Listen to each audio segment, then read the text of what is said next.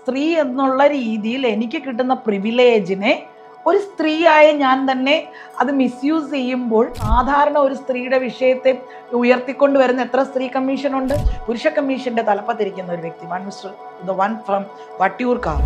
ആ പെൺകുട്ടി അത് കാണിച്ചത് കൊണ്ട് ഇനി റിയൽ ആയിട്ട് ആരെങ്കിലും എന്തെങ്കിലും കാണിച്ചാൽ പോലും അല്ല, അതാ ഞാൻ പറഞ്ഞ മിസ്യൂസ് ചെയ്യപ്പെടുകയാണ്. അപ്പൊ അതായത് സ്ത്രീ എന്നുള്ള രീതിയിൽ എനിക്ക് കിട്ടുന്ന പ്രിവിലേജിനെ ഒരു സ്ത്രീയായ ഞാൻ തന്നെ അത് മിസ്യൂസ് ചെയ്യുമ്പോൾ അവിടെ ഒരുപാട് പ്രശ്നങ്ങൾ. അത് നമ്മൾ ഇപ്പോൾ ഈ പറഞ്ഞ ചെറുപ്പക്കാരൻ മാത്രമല്ല, എത്രയോ പേർ ഒരു സ്റ്റേജിൽ വന്നു നിന്ന് ഒരാൾ സംസാരിച്ചു, എത്രയോ പേരുടെ ആത്മഹത്യകൾ പിന്നെ പിന്നെ കാണുന്നു.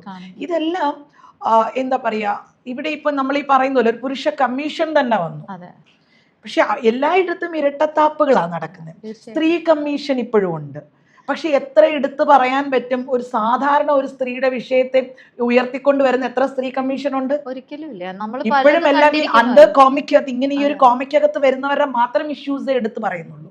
ഒരു പുരുഷ കമ്മീഷൻ ഉണ്ട്. പുരുഷ കമ്മീഷൻ എന്താ ചെയ്യുന്നത്? അതും ഈ പറയുന്ന ഒരു ചെറുപ്പക്കാരൻ മരിച്ചപ്പോൾ എല്ലാവരും ഓടിക്കൂടി. അതൊരു, എനിക്ക് തോന്നുന്നു, ഞാൻ ചിലപ്പോൾ പറയുമ്പോൾ ചിലപ്പോൾ ഒരു കോൺട്രവേഴ്സി ആകാനായിട്ടുള്ള ഒരു വിഷയമാണ്. സ്ത്രീ പുരുഷ കമ്മീഷന്റെ തലപ്പത്തിരിക്കുന്ന ഒരു വ്യക്തി, വൺ ഫ്രം വട്ടിയൂർക്കാവ്.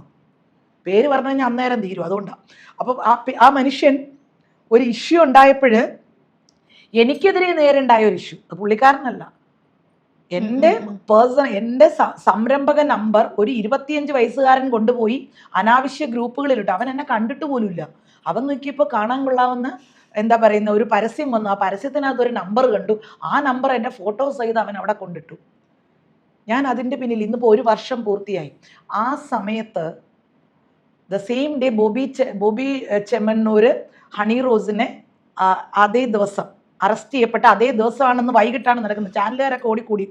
ഇതെല്ലാം കഴിഞ്ഞിട്ട് കുറച്ച് കഴിഞ്ഞപ്പോഴേക്കും ഭയങ്കര കാര്യമായിട്ട് ഈ അജിത്ത് അടക്കമുള്ളവർ, അജിത്ത് എന്നാണ് തോന്നുന്നത് അയാളുടെ പേര്, എനിക്ക് ഓർമ്മയിൽ, അയാൾ ഭയങ്കര കാര്യം പുരുഷ കമ്മീഷൻ ഭയങ്കര ശക്തമായിട്ടുണ്ട്. ഞാൻ അങ്ങേരെ വിളിച്ച് ഞാൻ പറഞ്ഞു, ഈ പുരുഷ കമ്മീഷനോട് ഒരൊറ്റ ചോദ്യം, ഒരു സ്ത്രീക്കെതിരെ ഒരു പുരുഷൻ പ്രശ്നം ഉണ്ടാക്കി, നിങ്ങൾ എന്താ ആ പുരുഷനെ സംരക്ഷിക്കാനും കൂടെ പോവാത്തത്?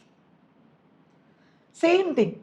നമ്മൾ പലയിടത്തും, ഞാൻ ഈ പറഞ്ഞല്ലോ, എല്ലായിടത്തും ഇന്ന് സമൂഹം ചിലയിടങ്ങളിൽ സോ കോൾഡ് കമ്മ്യൂണിറ്റീനെ മാത്രമാണ് സപ്പോർട്ട് ചെയ്ത് കൊണ്ടുപോകുന്നത്.